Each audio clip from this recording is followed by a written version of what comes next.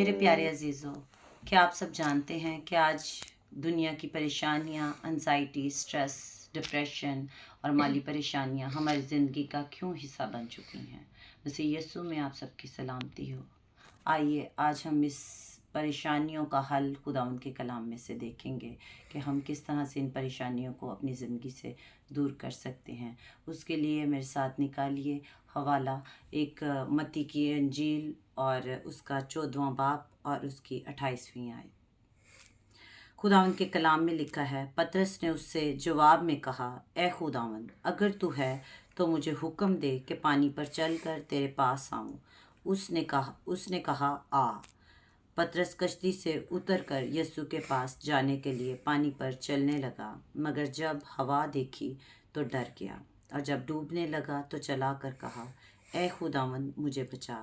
یسوع نے فوراً ہاتھ بڑھا کر اسے پکڑ لیا اور اس سے کہا، اے کم اعتقاد، تو نے کیوں شک کیا؟ خداوند کا کلام ہم سب کے لیے باعث برکت ہو، آمین۔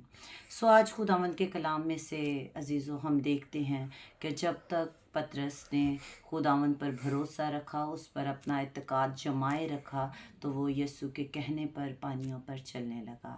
بالکل اسی طرح جیسے ہم آج اس دنیا میں خداوند پر اعتقاد رکھتے ہیں، اس پر بھروسہ رکھتے ہیں، تو ہم ان سب پریشانیوں کا شکار ہوں بھی تو ہم ان سے نکل آتے ہیں۔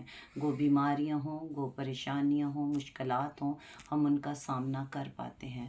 لیکن جیسے ہی ہم اپنا فوکس خداوند سے ہٹا لیتے ہیں، ہم ان پریشانیوں کی طرف، ان دنیا داری کی چیزوں کی طرف دیکھنے لگتے ہیں۔ بالکل اسی طرح جیسے پطرس نے ہوا دیکھی تو وہ ڈر گیا، بالکل اسی طرح ہم بھی اپنی زندگی کی پریشانیوں سے ڈر جاتے ہیں، بیماریوں سے ڈر جاتے ہیں، گھبرا جاتے ہیں، لیکن ہم نہیں جانتے کہ ہمارے پیچھے جو کھڑا ہے وہ ان سب پریشانیوں سے بڑا ہے، وہ ہمارا یسوع مسیح ناصری ہے۔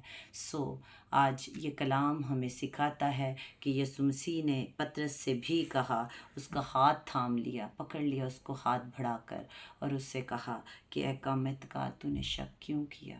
بالکل آج ہمیں بھی اپنی زندگی میں شک کرنے کی ضرورت نہیں ہے۔ ہمیں ضرورت ہے ہم ایمان رکھیں کہ ہم خداوند یسوع مسیح کے بانی کامل کرنے والے خدا کی طرف تکتے رہیں۔ ہم کسی دنیا داری کی چیز کی طرف نہ دیکھیں۔